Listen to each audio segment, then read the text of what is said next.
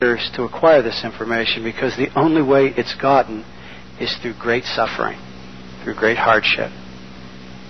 Bill didn't exactly volunteer to go acquire that information, but the day before September 11th, September 10th, the day before the towers fell, in a sense, Bill's towers fell. He was out riding his bike and got into a terrible accident and nearly lost his life behind that accident.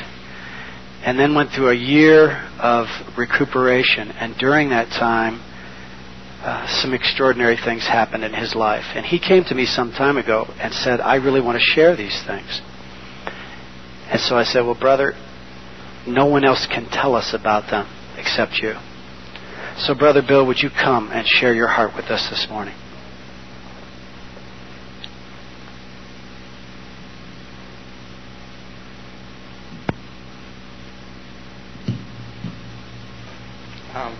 I'm assuming everybody's familiar with the accident to some extent. Just in case you don't know, it basically involved breaking all the bones in my face, because my face hit the windshield of a car, and I was on the outside, and head-on collision. So you can get the idea that the Lord did something special. And we do have one picture. This is when I start to look good. And it's the first picture. I'm not going to stay there too long.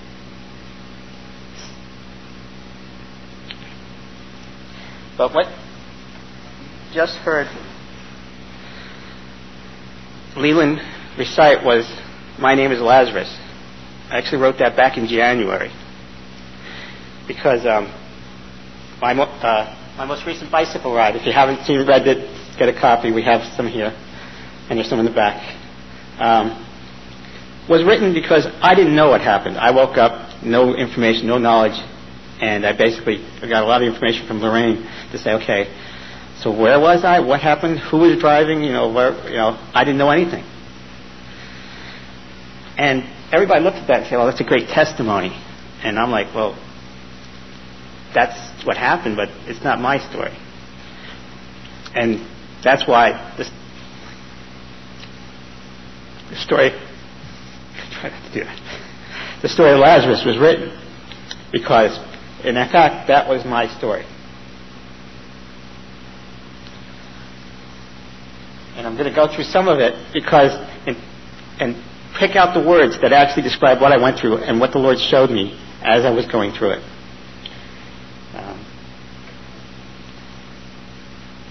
Just moving forward. It starts out by saying, I appreciate how my story blesses others, but it's been so hard, so chaotic. In some ways, I just like things to be normal again, but I know they never can be. I've been changed for life.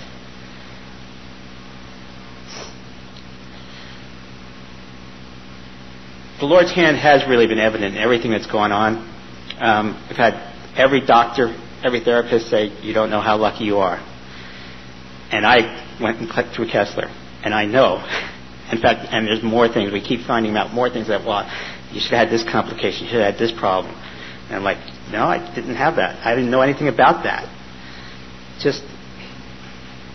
And I've had a chance to share with so many people the story of how the Lord has helped. But we're going to look at, but it's also very humbling to be among people, at Kessler especially, who all have been devastated. And I'm sitting there, recovered. It's like, it's not the way, And the first story of Lazarus also written in a hotel room. I don't know if you remember my laptop being stolen in January. This is the second version. The first version was a little too intimate. I think the Lord just wanted to take that away and say, okay, here's one you can share with others. But how the process started was I woke up in SICU, the surgical intensive care unit, and I remember walking away, or coming away, not walking, with one impression of the whole situation. It was chaos. That was the word that stuck in my mind, because you were being poked all hours of the day and night. I had no idea what was going on, and I couldn't figure out what they were doing to me. It was just total chaos. And from that, I started to say, when you don't know the Lord, when you have no purpose for living, isn't that what it's like? Everybody's pulling you and saying, this is the way to go, this is the way to go. And you really never know. And I was thinking even those who grew up in the faith, they think they know. They've been taught all the right doctrines, but if they haven't taken ownership, they don't really have it. And the aspect of wanting things to be normal again was really, you start out devastated and you just want to get back to where things can be normal again. And there's so much I could say on that, but the one thing that I start to care about, what does that mean? Why do I want to be normal again? And my statement is living day today as if there's always tomorrow. Isn't that the way we live our life? We're not thinking about the things that are important. How little time we have. I now realize how little time we have. But we don't think about that most of the time. Or how urgent Christ's commands are and how dependent we are just to survive. We tend to just go through the motions and we're not realizing what's really going on around us.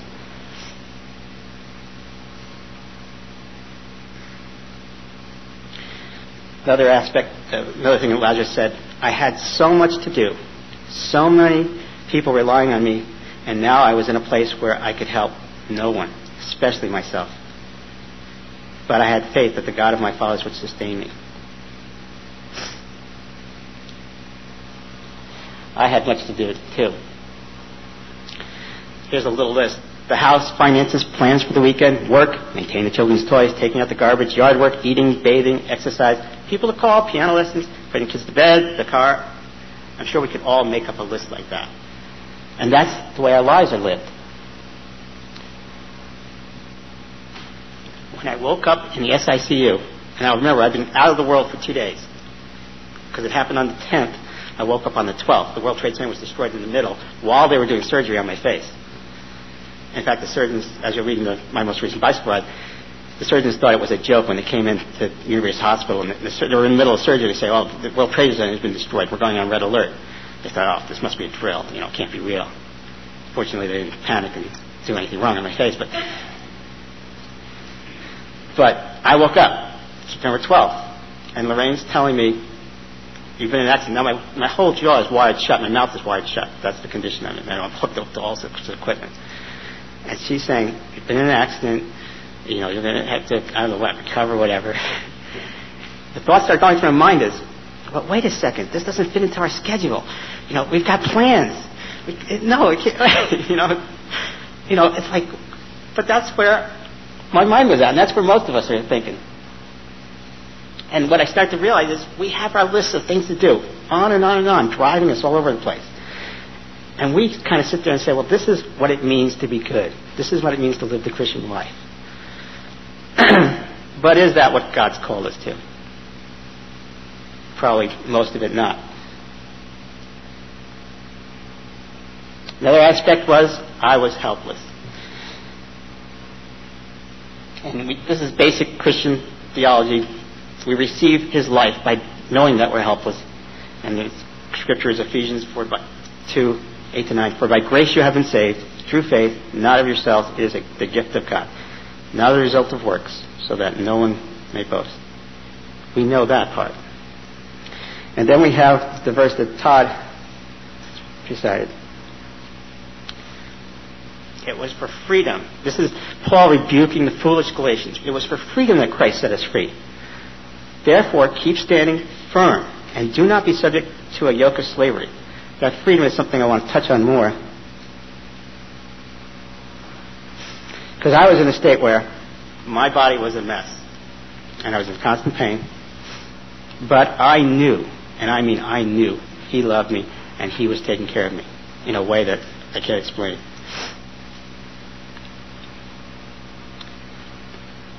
But I tried to say it, I tried to describe it in, again, my most recent bicycle ride, to say, how can I communicate what that was like?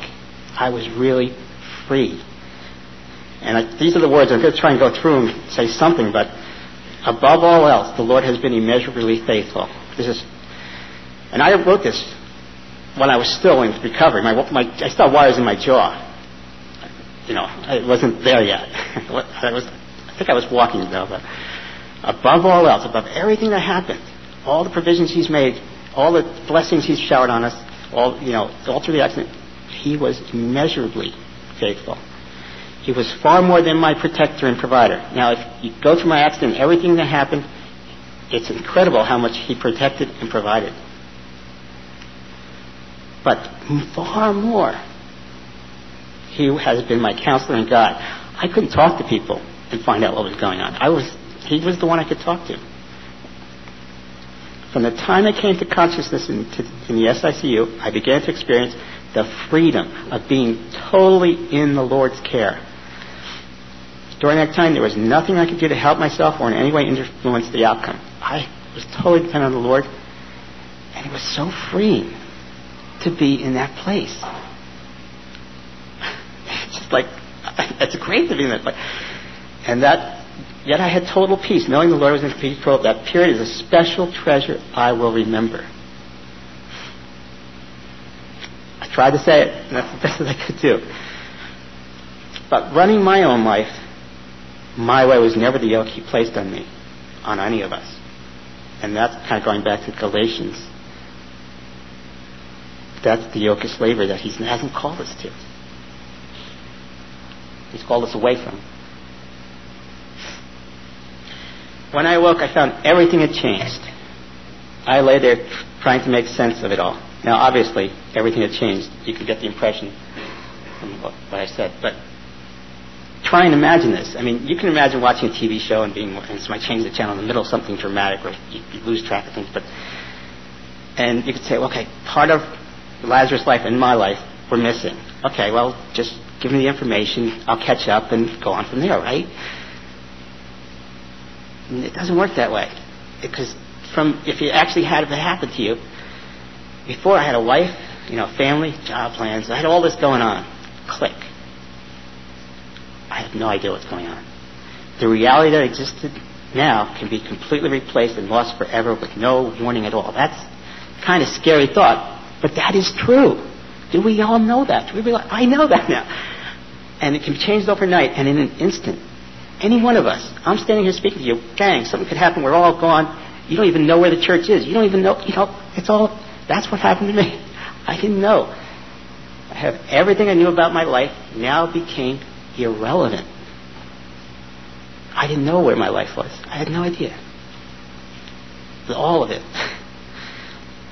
And I'm lying in a hospital room. I'm on drugs. Lorraine didn't want to tell me about the World Trade Center. That was like, because I might get upset, But let me say, if you're in that position, it didn't faze me when I did find out. It was like, who cares, Well, actually, there were some thoughts, and I talk about that, but, it's like, it didn't, you're in a different place. And in fact, when I was having a secondary surgery, I had the bone graft. They took some bone from my hip and put it in my jaw. I was lying there in the recovery area, and somebody was brought in, a police officer who was shot in the head by a bullet. I think it was an accident with his own gun or something, or whatever. And they wheeled him over there, and he could communicate slightly. Of course, I was in my own bed, but I really wanted to be able to get up and go over and talk to him, because I knew what he was going through. But I couldn't do it, There are hospital rules, and I was recovering too. I wasn't allowed to walk yet, because they just done the surgery. But it's a different world. And I thought about, okay, what happens when you come to know the Lord? I mean, we're talking about resurrection. We're talking about coming back into a new life suddenly. And you come to know the Lord. That's kind of what it should be about. That's what it is about. And I was thinking how, new Christians really don't know what's happened. It's the same thing for them. And the verse, for you have died, and your life is hidden with Christ in God. You have to sort of struggle and figure out, what does that mean? What is the new life? It's just an application for a Christian. What's going on? I knew I could trust my friend Jesus. Yet there were times he could be so demanding, as he seemed to be now.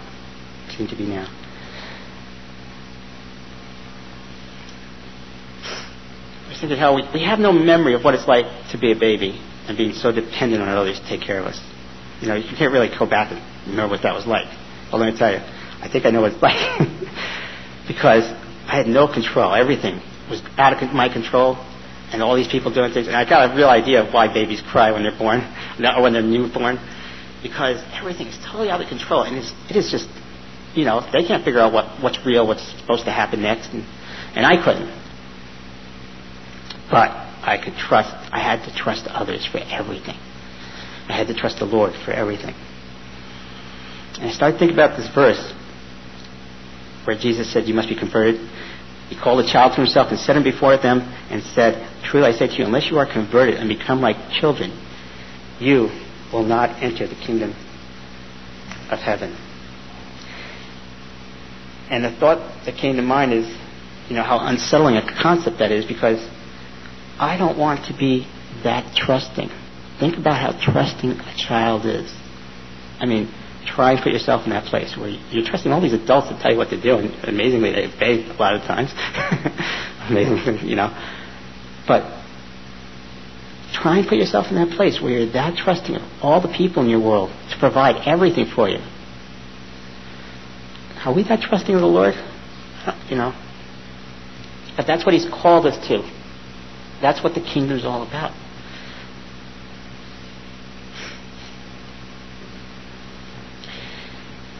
And as far as Jesus being so demanding, we start out knowing Him as a friend. And that's important, to have that relationship, that intimacy.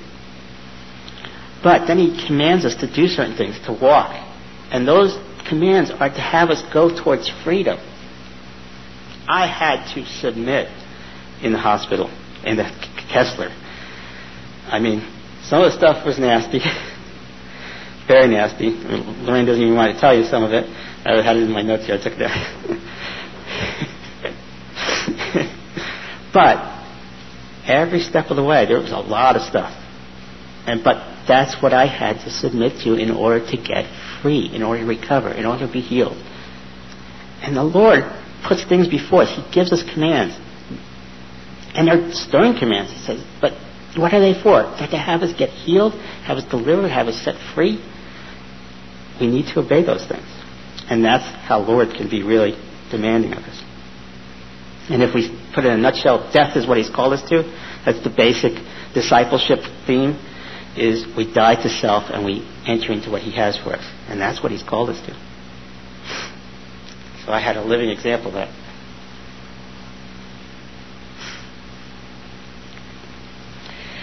My body ached as I began the battle. Every movement was a war, fought with my very being. Like Leland added a little stuff there. That was good.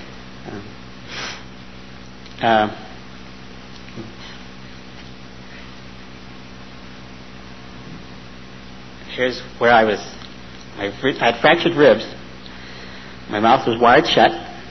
I could barely walk, and that was after I got out of the hospital. I couldn't walk in the hospital, actually. There was an instant where I actually did walk and got in big trouble because I misunderstood their instructions. But they were happy because they didn't know if I could walk. But now I was at Kessler. I said, I want to get home to my family. And that's a real picture of what we should be like and be thinking about in terms of our heavenly home. Because every step was a struggle. I mean, I had to go through all this therapy. I mean, I had to spend a lot of time in a wheelchair. I had to wait for food, wait for everything. But I didn't have any place to go except get home. I had to do whatever it took to get home. That's what I wanted to do. And I realized we all need to adjust our pace to a level the Lord can honor. We're rushing so much. And what I learned was the discipline of slowing down. Being where the Lord can speak to us, being where the Lord can use us, being where we can get the ministry we need, we can give the ministry to others. We need to slow down and hear His voice. And I was forced to do that. In Saving Private Ryan, there's a line by Tom Hanks. And I remember the line afterwards, like months ago, I kept thinking about it. Every man I kill, the farther away from home I feel. And I don't know if you've seen it, but it's a case where there was a German officer and the decision was made, they can't take him as a prisoner of war. So, and they just had a shootout where this one German guy's left and one of their own guys got killed. So all the guys wanted to just shoot this German dead. But meanwhile, he technically was a prisoner of war. They couldn't really do that. But, if you know anything about in Saving Private Ryan, they're really showing how in warfare you don't follow the rules necessarily. And they finally let him go because Tom Hanks explained his decision that every man I kill, the farther away from home I feel. And in a sense, that's what we should feel like whenever we hurt another person. Because our home isn't like that. That's not the nature. That's not the home that we're looking forward to getting to, is it? And we should feel further away. So we need to slow down. We have needs we're ignoring. And that's part of the rushing around. And some are very serious. And some are what's causing other people to get hurt and killed.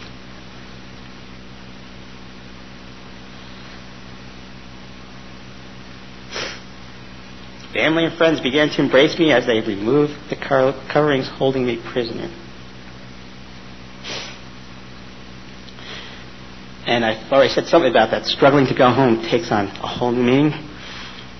But I guess I'm more aware of the fact that we are continually under the watchful eyes of angels.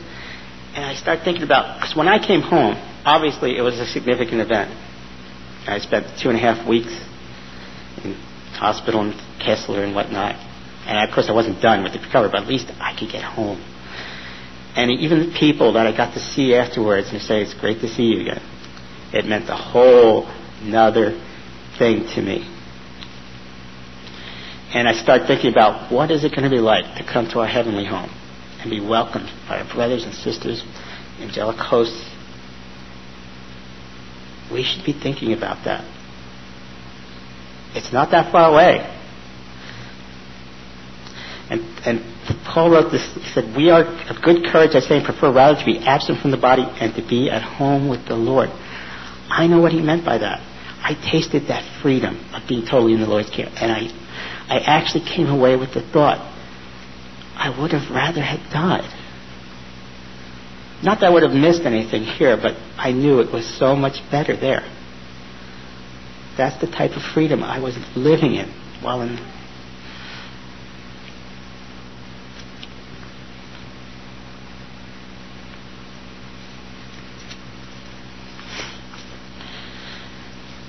We live with the delusion that our lives will continue according to our plans and that we will accomplish commendable things. We can be so wrong. And I was thinking of Jesus' words, and there's no exaggeration of this. He's talking about, well, actually, this isn't Jesus' words. This is in James, although Jesus had something to say similar to it. Come now, you who say, today or tomorrow we will go to such and such a city and spend a year there and engage in business and make a profit. Reasonable. Yet you do not know what your life will be tomorrow. You are a vapor. I think I know what he's talking about. From my experience, I understand. This is pretty real. It's not just pretty, it is real. This is what we don't realize how real it is, though. It appears for a little while and then vanishes away. Instead, you ought to say, if the Lord wills, we will live and also do this or that. But as it is, you boast in your arrogance. All such boasting is evil, not wicked, not foolish. It is evil. We are so out of tune with reality when we take that attitude and what God is doing and what is really happening in the universe. Jesus seemed the only one who understood and touched my deepest need. I had seen how little control I have over the future, and it terrified me. Something what Todd was saying.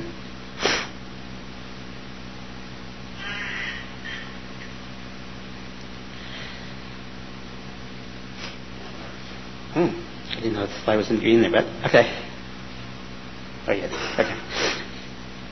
Fears that returning to life. I had been out of commission for a couple of months there.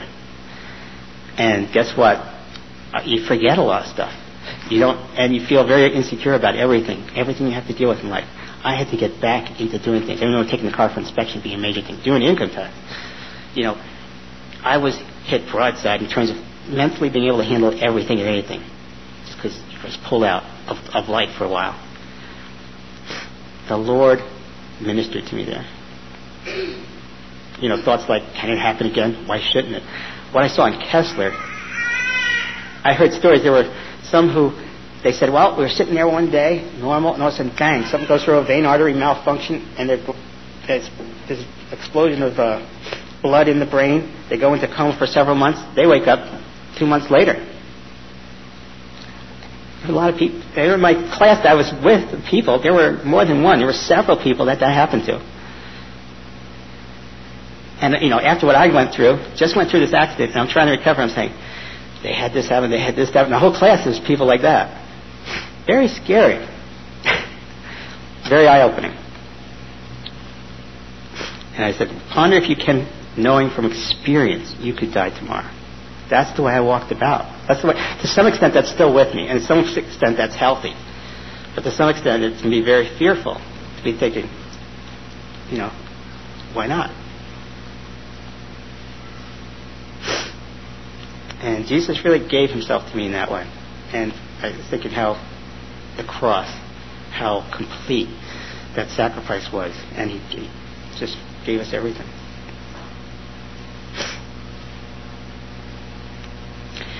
I now know the incredible mercy he has shown to one so undeserving as I am. In respect to that, there's no difference between you and I. By the way, I don't know if this was the type of message you thought I'd be giving about my accident, but this is kind of what's on my heart because it's what I've seen.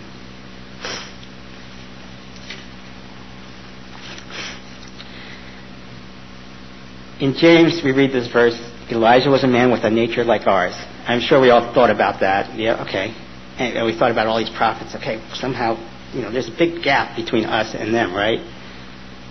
Not really. He prayed earnestly that it would not rain, and it did not rain on the earth for 3 years and 6 months. Then he prayed again, and God poured rain, and the earth produced its fruit. But pick your lowest point in your life. There's still no difference. It's what the Lord chooses to do.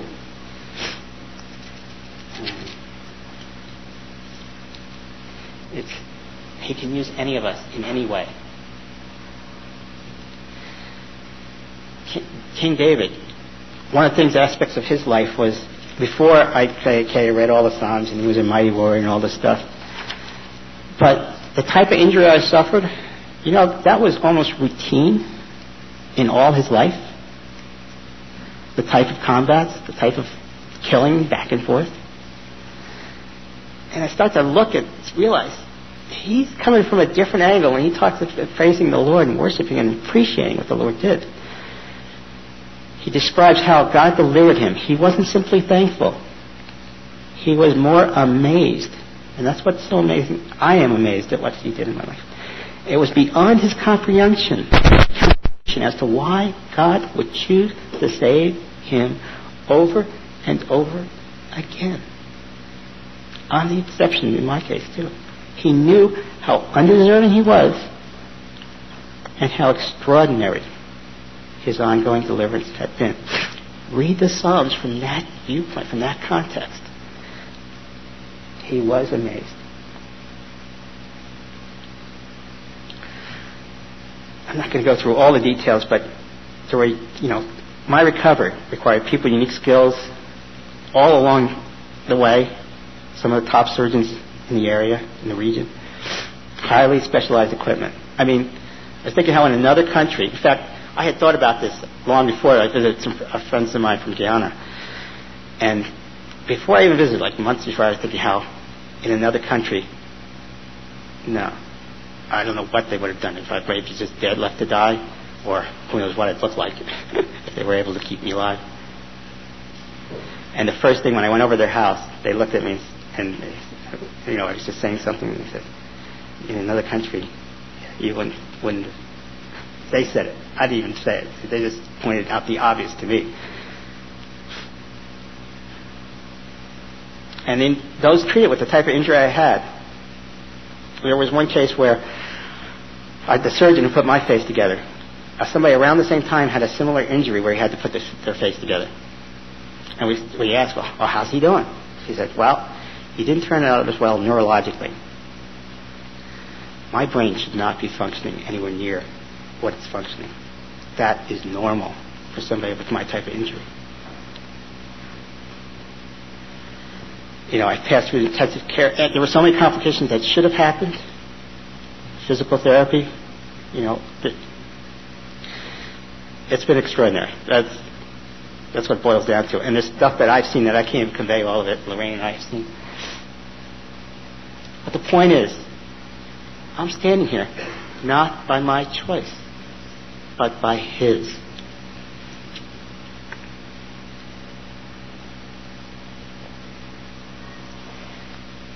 And I've had a lot of people say you're a walking miracle. But the point is, I am no more a walking miracle than any of you. You are here not by your choice.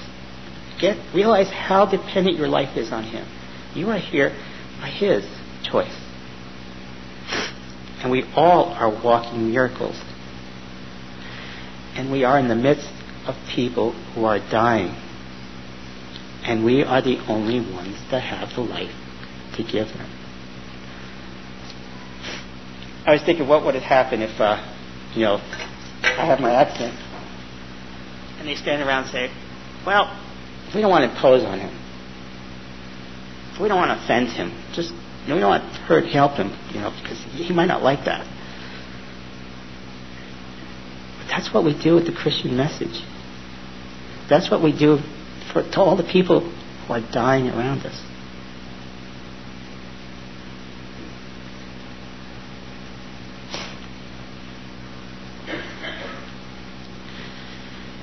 As Paul is summing up his ministry and sort of encapsulating everything he's gone through, and there's a lot of discussion about warfare in the Scriptures. I was amazed in terms of how it is a battle that we're in. He says to Timothy, suffer hardship with me as a good soldier of Christ Jesus. No soldier in active service entangles himself in the affairs of everyday life, so that he may please the one who enlisted him as a soldier. That's us. But you be sober in all things. Endure hardship. Do the work of an evangelist. Fulfill your ministry, for I am already being poured out as a drink offering. The time of my departure has come. I have fought the good fight. I have finished the course. I have kept the faith. There's something about we take the Christian life as something that we can live here and there. But, he's really called it, if you read this, Jesus' itinerary, it wasn't just a convenient thing he was involved in. He saw desperately how people need his message, that he was sent for a purpose, and that he was going to get that message out there, no matter how messy it was. And somehow we should be grabbing hold and realizing that even if we don't know how to do it right, we need to get out there and do it. I've handed this, I wrote this, obviously I also had to email it to people because I didn't know, but I've handed out hundreds. And I'm not saying just hand them out. I'm saying I've talked to people and given them a copy. And it's become a routine. And it's amazing the things that happen, how the Lord just opened up conversations and stuff. And it's just, I'm seeing that we all should be doing that. I need to be doing that more. So I haven't arrived. But going back to the picture of arriving at our home, our real home, and our real family. I know we're here, but there's a greater home prepared for us. And if our hearts should ache for that home daily. And we want to be able to say, we fought the good fight. We finished the course. We've kept the faith.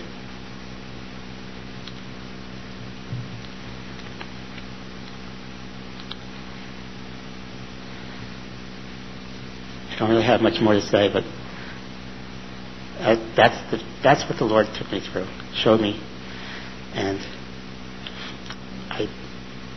I don't regret.